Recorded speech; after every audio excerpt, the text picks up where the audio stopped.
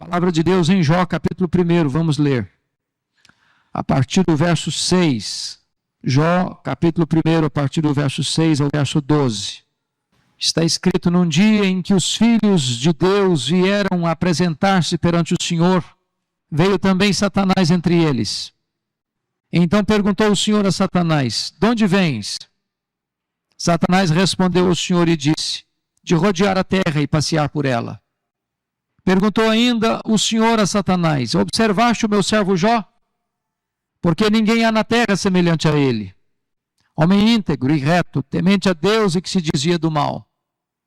Então respondeu Satanás ao Senhor: porventura Jó debalde, inutilmente, teme a Deus?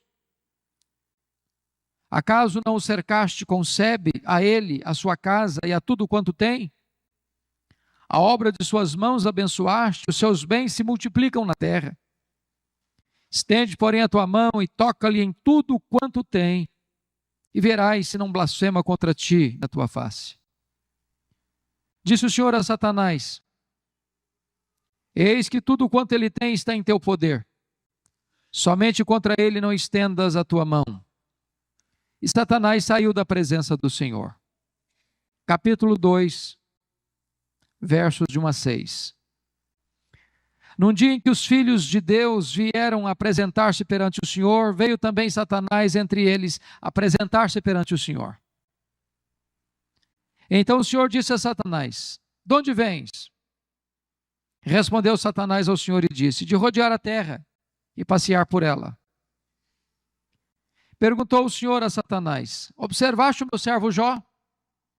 Porque ninguém há na terra semelhante a ele, homem íntegro e reto, temente a Deus e que se desvia do mal.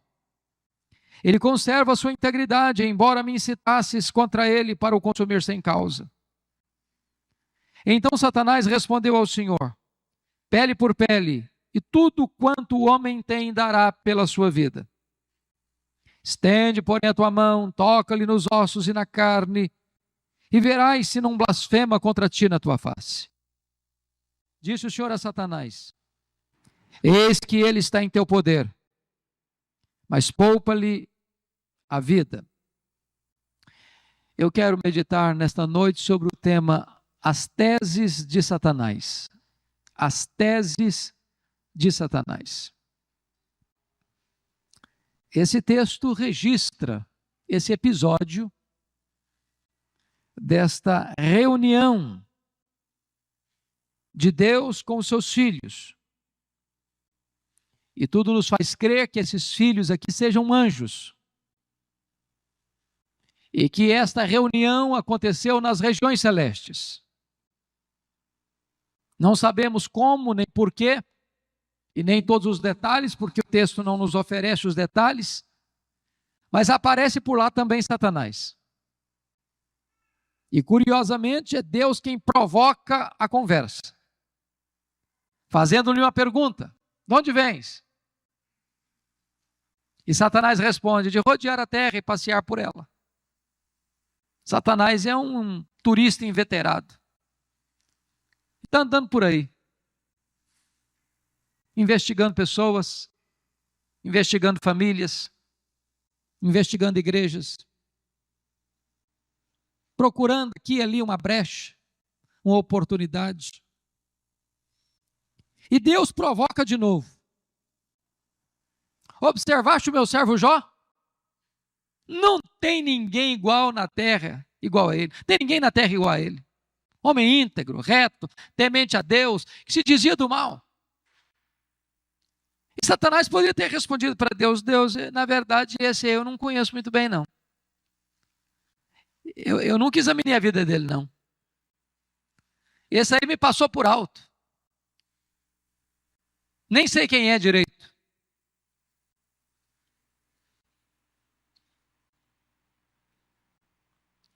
Se você pensa pelo fato de você levar uma vida piedosa que Satanás não está de olho em você, você se engana. Talvez depois de Deus, ninguém está examinando mais a sua vida do que Satanás.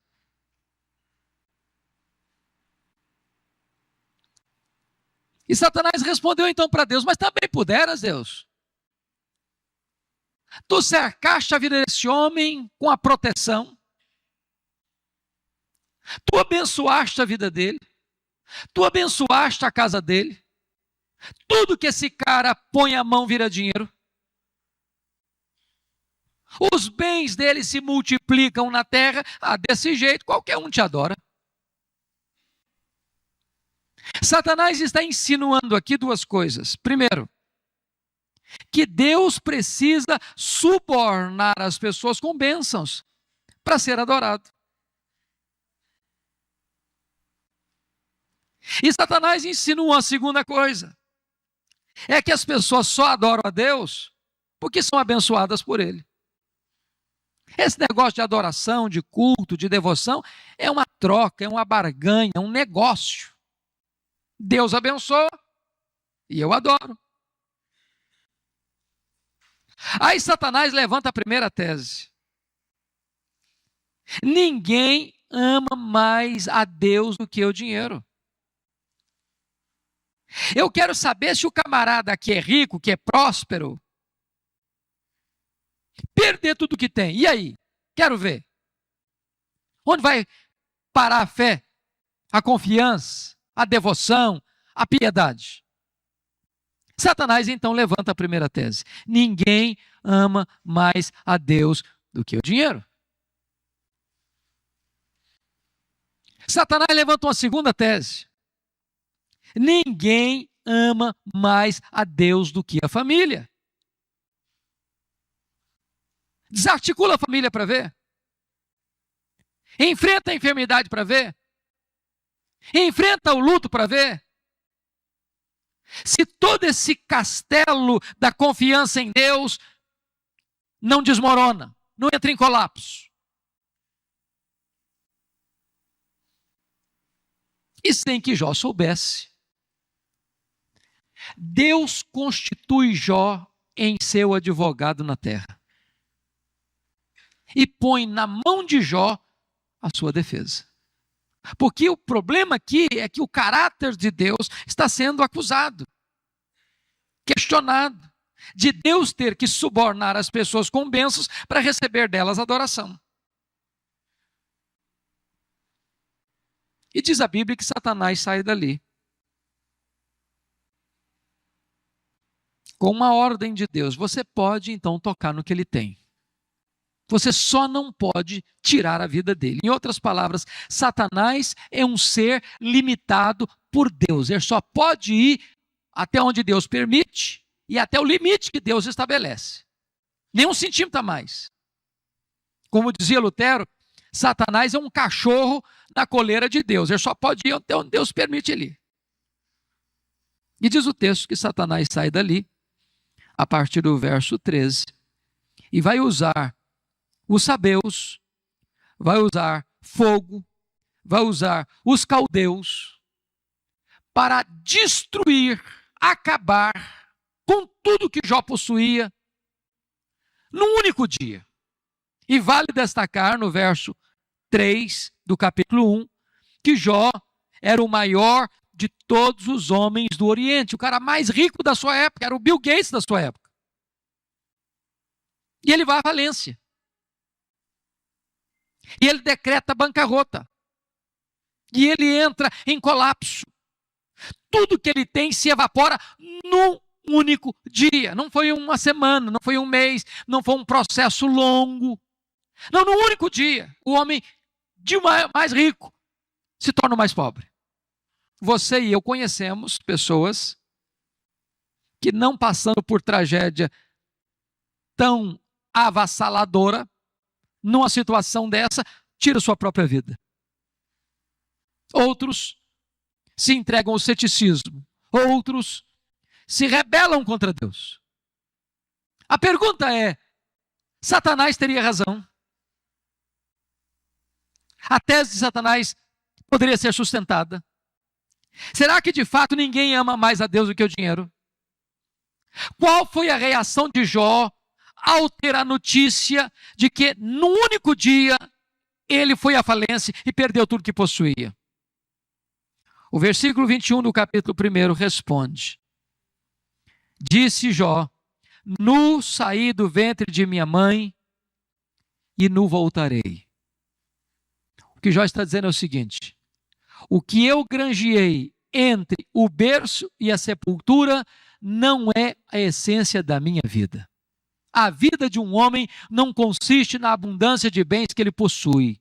Jó mantém a sua integridade, conserva a sua fé e não peca contra Deus, mesmo sofrendo o maior de todos os golpes financeiros indo à falência. O verso 22 diz assim: em tudo isso, Jó não pecou, nem atribuiu a Deus falta alguma. A primeira tese de Satanás está reprovada.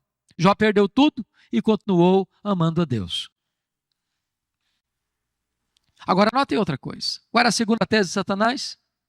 Ninguém ama mais a Deus do que a família. O que é curioso é que no mesmo dia em que Jó vai à falência, acontece uma outra tragédia. Jó era um pai exemplar, um pai amoroso, um pai intercessor, um pai que criou 10 filhos e mesmo sendo um homem rico, os manteve unidos. Vocês acham que isso é fácil? Vocês acham que isso é automático? Vocês acham que o dinheiro é uma liga agregadora? Esse pai era um homem que na sua agenda tão congestionada de empresário rural, e o maior dos empresários, conseguia encontrar tempo e as primícias do seu tempo para orar pelos filhos, para chamar os filhos, para corrigir os filhos, para levantar sacrifícios em função dos filhos, para examinar se os filhos não estariam pecando no coração contra Deus. Em outras palavras, ele não se preocupa apenas com a reputação dos filhos, mas com a glória de Deus. E agora, nesse mesmo dia da tragédia econômica, Jó recebe uma informação de que os seus 10 filhos, estando na casa do primogênito, sofrem um acidente trágico. E todos eles morrem nesse acidente. E Jó precisa levar para o cemitério todos os seus filhos, num único dia. E eu pergunto a você, como é que um pai volta para casa depois de ter enterrado os seus 10 filhos num único dia? Como é que recomeça a vida? Como é que reconstrói seu futuro? Como é que ele apaga essas memórias de dor? Como é que ele caminha dali para frente? Será que Satanás tinha razão na sua tese? Será que de fato um homem não é capaz de amar a Deus mais do que a família? Qual foi a atitude de Jó? Veja o verso 21 ainda. Está escrito assim: o Senhor o deu e o Senhor o tomou, bendito seja o nome do Senhor. Jó reprova a segunda tese de Satanás. Mesmo enlutado, mesmo enterrando seus filhos, mesmo diante de uma grande tragédia, ele adora a Deus e mantém a sua integridade, mantém a sua fé, mantém o seu fervor. E diz o verso 22, em tudo isso Jó não pecou, nem atribuiu a Deus falta alguma. As duas primeiras teses de Satanás estão reprovadas. Jó ama mais a Deus do que o dinheiro, Jó ama mais a Deus do que a família. Aí diz o texto que acontece uma segunda reunião de Deus com seus filhos. Possivelmente os anjos, possivelmente nas regiões celestes. E diz no capítulo 2, que nessa segunda reunião aparece por lá Satanás. E é Deus quem provoca novamente o assunto. De onde vens? E Satanás responde, de rodear a terra e passear por ela. Satanás está dizendo, eu não mudei minha agenda não.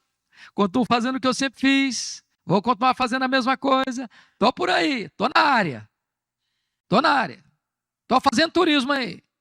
Estou examinando vidas, estou examinando famílias, estou examinando igrejas, estou procurando uma brecha aqui e acolá. Estou por aí. E Deus provoca de novo. Observaste meu servo Jó? Não tem ninguém na terra igual a ele. Homem íntegro, reto, temente a Deus, se desvia do mal.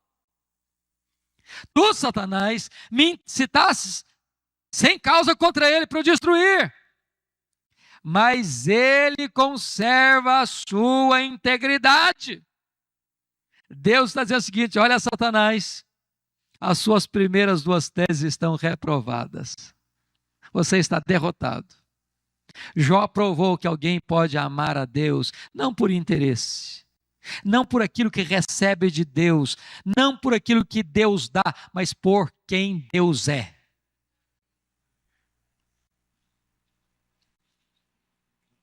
Aí Satanás partiu para a terceira tese.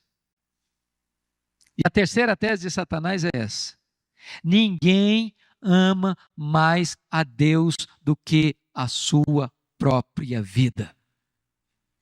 Ninguém ama mais a Deus do que a sua própria pele. E Satanás diz para Deus assim: pele por pele, e tudo que o homem tem dará pela sua vida. Toca-lhe nos ossos, toca-lhe na carne, e verás se não blasfemo contra ti na tua face. Mais uma vez, sem que Jó soubesse, Deus o constitui em seu advogado na terra. Põe na mão de Jó a sua reputação. E diz o texto que Satanás sai dali com a permissão e com a limitação divina. Pode tocar nos ossos dele, pode tocar na carne dele, mas não pode tirar-lhe a vida. E diz o texto que Satanás sai dali e coloca em Jó tumores malignos, desde a planta dos pés ao alto da cabeça. E eu imagino a cena de Jó de repente começar a sentir uma coceira pelo corpo, a pele esbranquiçada, escamosa, de repente avermelhada, de repente arrebenta feridas, e essas feridas vão se cobrindo de pus, e uma dor terrível, não tem analgésico que dá jeito.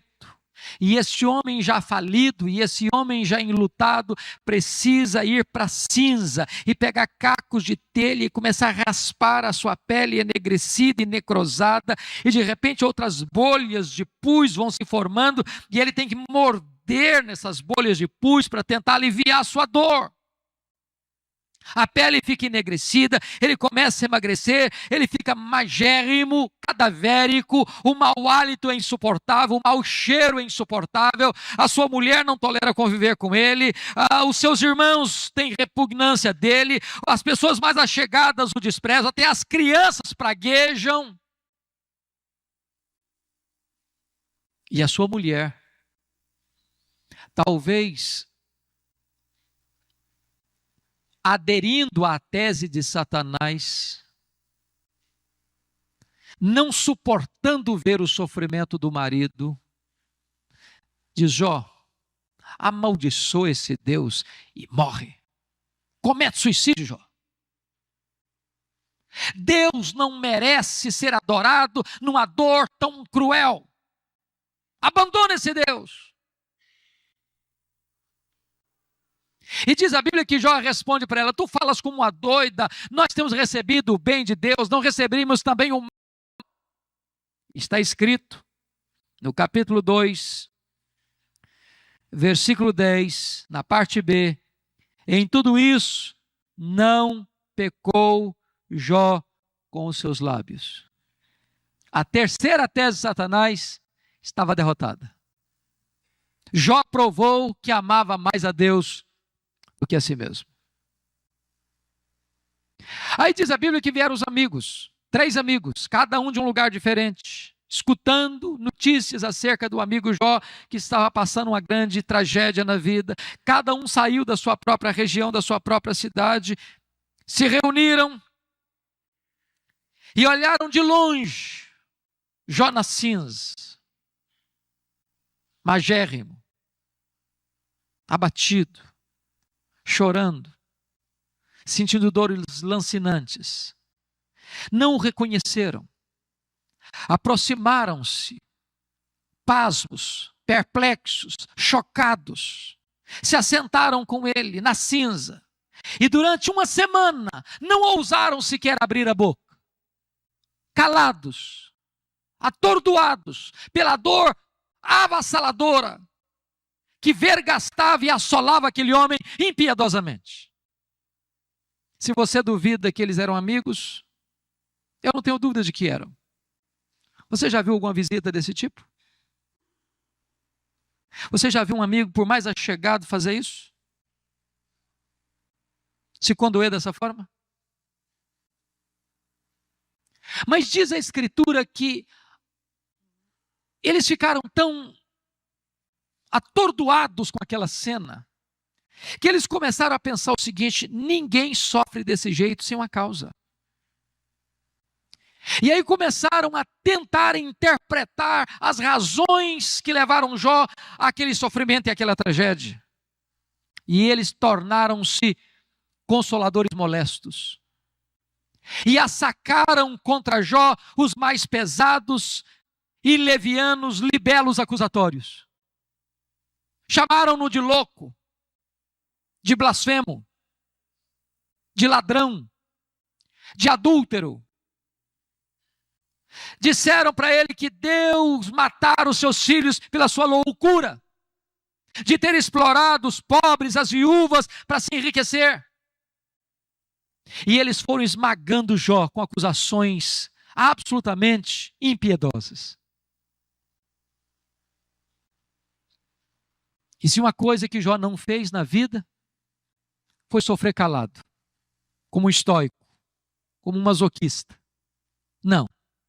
Ele abriu o bico, ele falou muito, ele se defendeu. E ele questionou a Deus, e ele perguntou: por que, meu Deus? E essa pergunta foi repetida nada menos do que 16 vezes. 16 vezes. Por quê? Por quê? Por quê? Por quê? Ele perguntou: Deus, por que eu não morri no ventre da minha mãe? Deus, por que eu não morri ao nascer? Deus, por que os seios da minha mãe não estavam secos de leite para eu morrer de fome? Deus, por que o Senhor não me mata de uma vez? Deus, por que a minha dor não cessa? Na verdade, ele questionou Deus 34 vezes, erguendo aos céus a sua queixa. O que me impressiona é que diante de tantas perguntas, de tantos questionamentos, diante de tantas queixas, diante de tantos murmúrios da alma, diante de tantos lamentos lancinantes do coração, a única resposta que ele escutou de Deus foi o total silêncio de Deus. Nenhuma explicação, nenhuma resposta, nenhuma luz. E tem horas que o que mais nos fere não é a carranca das circunstâncias. O que mais nos machuca é o silêncio de Deus. Eu posso lhes garantir que o silêncio de Deus grita mais alto nos nossos ouvidos do que o barulho mais ruidoso das circunstâncias mais adversas.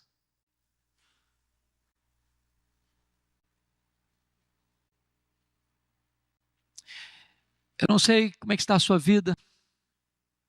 Eu não sei por aquilo que aflige a sua alma nessa noite. Eu não sei se você está nesse vale da prova. Eu não sei se você vem colhendo perdas como Jó, que perdeu os seus bens, que perdeu os seus filhos, que perdeu a sua saúde, que perdeu o apoio da sua mulher, que perdeu o apoio dos seus amigos. Eu não sei se você está coberto de cinzas, de dores, de lágrimas, de frustrações, de questionamentos sem respostas, de dúvidas sem esclarecimentos. Eu não sei aquilo que perturba o seu coração, a sua mente, a sua alma nesta noite. Talvez como Jó, você tem perguntado para Deus, você tem orado, você tem jejuado, você tem chorado, você tem murmurado, você tem chorado, você tem gemido, você tem sofrido e nenhuma resposta chega.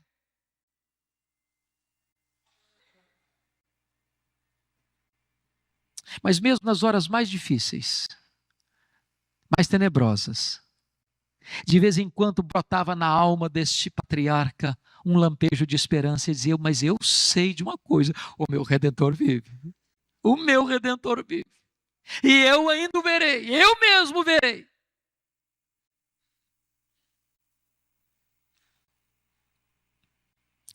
Quando Deus resolveu falar com ele, quando Deus rompeu o silêncio, quando os céus escutaram o seu clamor e a voz divina ecoou em sua alma, não houve sequer uma explicação. Ao contrário. Deus fez-lhe 70 perguntas, todas retóricas. E nessas perguntas Deus foi revelando a Jó sua grandeza, seu poder, sua soberania, sua majestade, fazendo perguntas que levaram Jó a se diminuir, a se apequenar. E Deus perguntou: Jó, onde tu estavas quando eu lançava os fundamentos da terra? Jó, onde tu estavas quando eu espalhava as estrelas no firmamento? Jó, onde tu estavas quando eu cercava as águas do mar para que não avançasse sobre a terra? E Deus foi mostrando a Jó o seu poder, a sua majestade, a sua glória, a sua soberania. E Jó foi se encolhendo e se encolhendo. E lá no capítulo 42 do livro, há uma revelação magnífica, porque Jó vai entender 5 coisas que, não obstante ser o homem mais piedoso da sua geração, não por confetes humanos, mas pela avaliação de Deus, vai chegar a 5 conclusões na vida dele. A primeira delas, ele reconhece a onipotência de Deus. Confira comigo o verso 2. Então respondeu Jó ao Senhor: bem sei que tudo podes. Não há consolo maior para você e para mim numa hora de dor do que saber que Deus não perdeu o controle.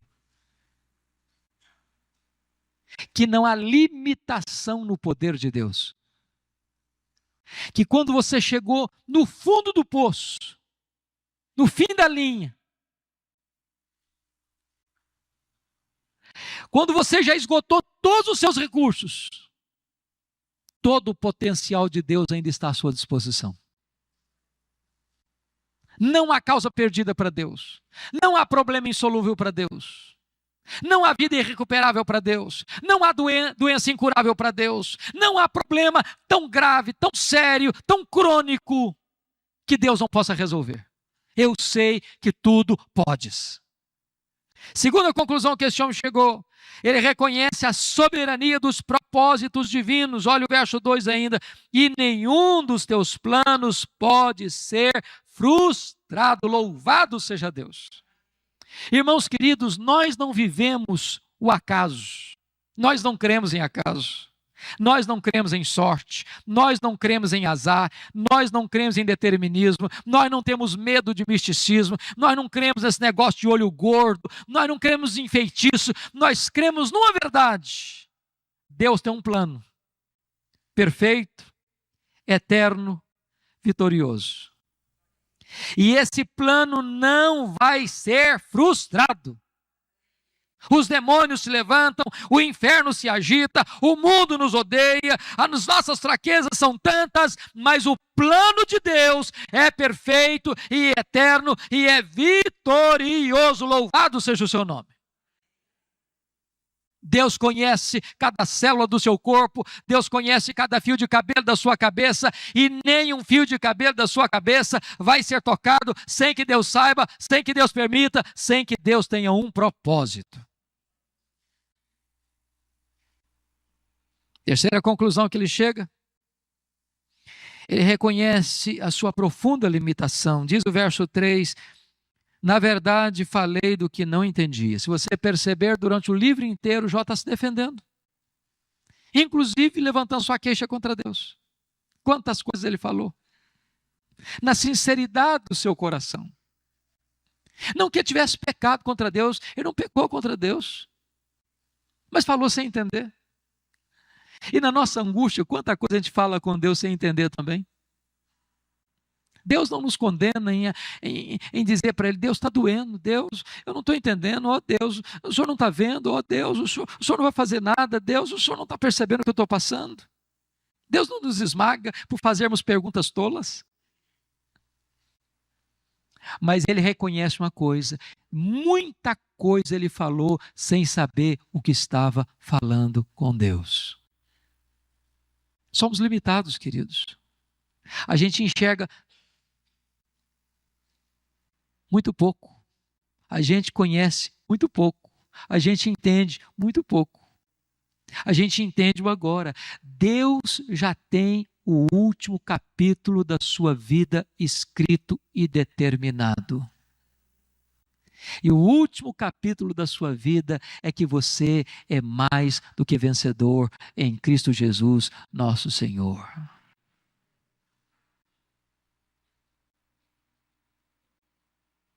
Quarta conclusão que ele chegou. Ele reconheceu seu limitado conhecimento de Deus. Veja comigo o verso 5. Eu te conhecia só de ouvir, mas agora os meus olhos te veem. Sabe o que me impressiona nisso? É que o próprio Deus disse que Jó era o homem singular em toda a terra. Na sua geração, nenhum homem o transcendeu em piedade. Não há ninguém na terra igual a ele. Homem reto, homem íntegro, homem temente a Deus, homem que se desvia do mal. Parece que esta descrição do capítulo 42, verso 5, não combina com o diagnóstico que o próprio Deus fez acerca dele. Mas o que significa isso? Significa o seguinte, amado: por mais que você conheça a Deus, você não conhece a Deus plenamente. Jesus Cristo disse em João 17,3 que a essência da vida eterna é conhecer a Deus e conhecer a Ele, Jesus Cristo. E agora eu vou dizer uma coisa para você: nós vamos para a glória. E depois de 1 milhão de anos no céu, nós estaremos conhecendo a Jesus. E depois de 1 bilhão de anos, nós estaremos conhecendo a Jesus. E nós passaremos toda a eternidade e não esgotaremos o conhecimento de Jesus, porque Ele é infinito, Ele é imenso, Ele é eterno, Ele é transcendente no seu ser, nas suas obras. Nós só conhecemos de ouvir falar, disse Jó, agora os meus olhos te veem. Bendito seja Deus, porque o conhecimento de Deus é progressivo. Mas esse homem tem uma última conclusão na vida. Olha comigo o verso 6. Ele reconhece a enormidade do seu pecado. Por isso me abomino e me arrependo no pó e na cinza. Mas como assim? Como assim? Se ele era o homem mais piedoso da terra. Se o próprio Deus, que ele era um homem, diz que ele era um homem reto, íntegro, temente a Deus, que desviava do mal. Como é que esse camarada se abomina no pó e na cinza? Por uma razão muito simples. As pessoas que mais choraram e choram pelos seus pecados são as pessoas mais piedosas. Quanto mais perto de Deus você estiver, mais consciência de pecado você terá. Quanto mais longe de Deus, mais superficialidade espiritual você terá. Preste bem atenção no que eu vou dizer agora.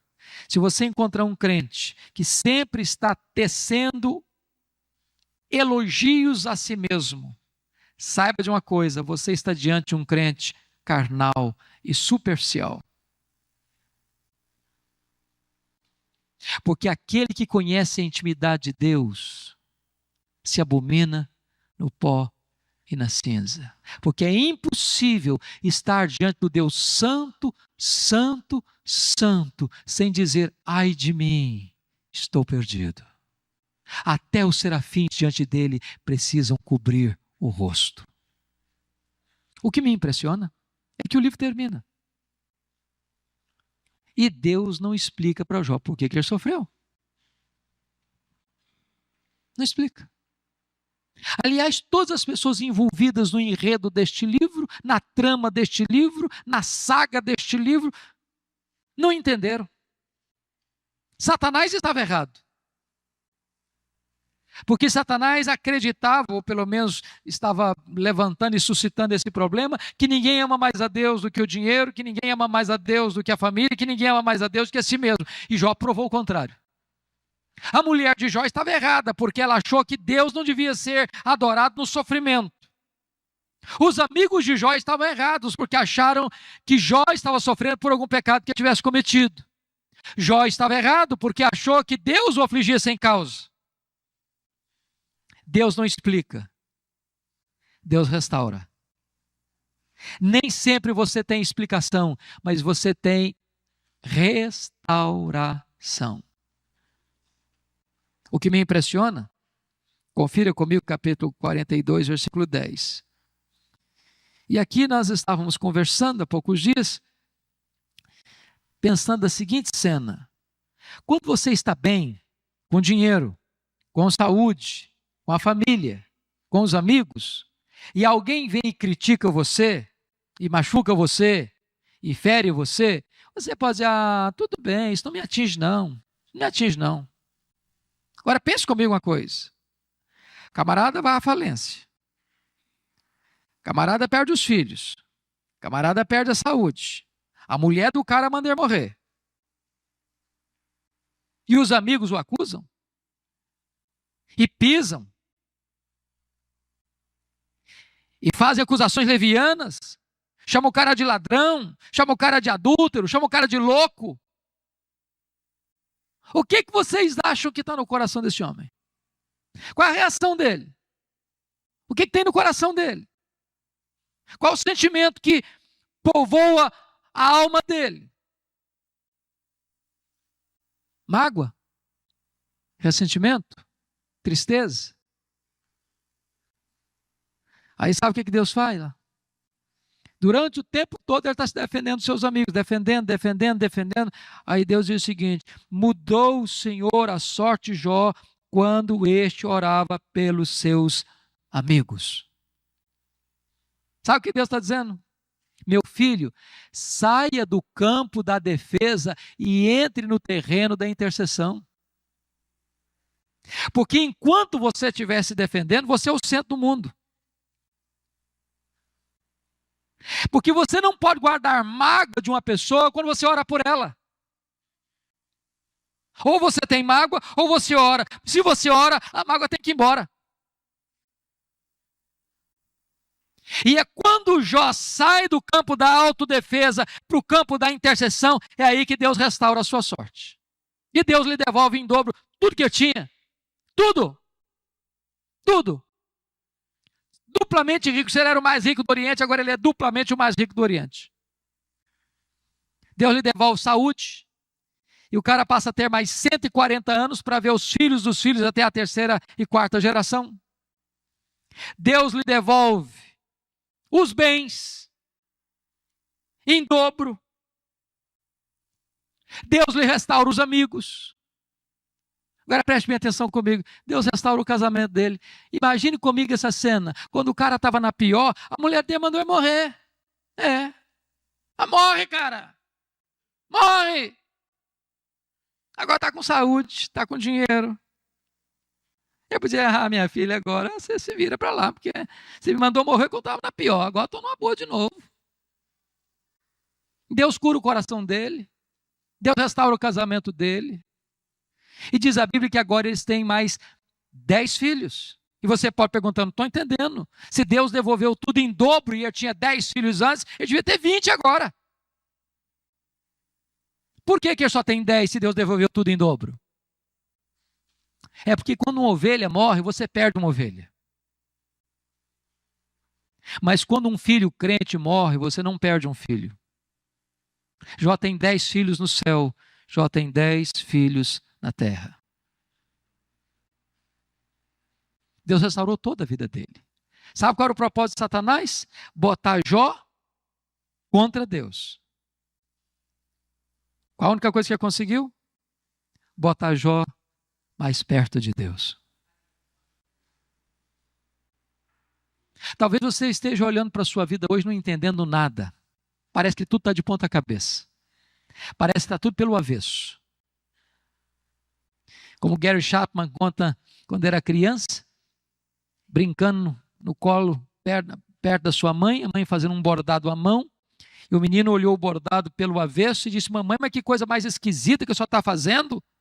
A mãe percebeu o drama do menino, pegou-o no colo, mostrou o bordado pelo lado direito e diz: vem cá, meu filho, senta aqui no meu colo, eu vou te mostrar o que eu estou fazendo. Quando o menino viu o bordado do lado direito, ficou encantado. Havia beleza, havia harmonia.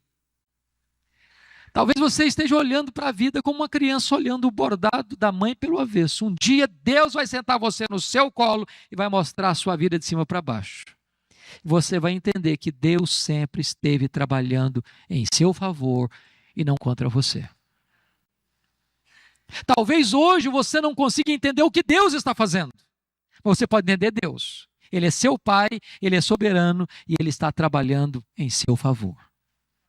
Quando Albert Einstein veio à América, depois do sucesso que ele teve com a teoria da relatividade, uma repórter perguntou para a mulher dele: a senhora compreende a complexa teoria da relatividade pela qual seu marido é tão famoso no mundo?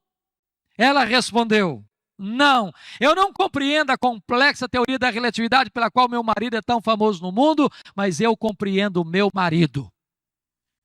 Se você não pode entender o que Deus está fazendo, você pode entender Deus.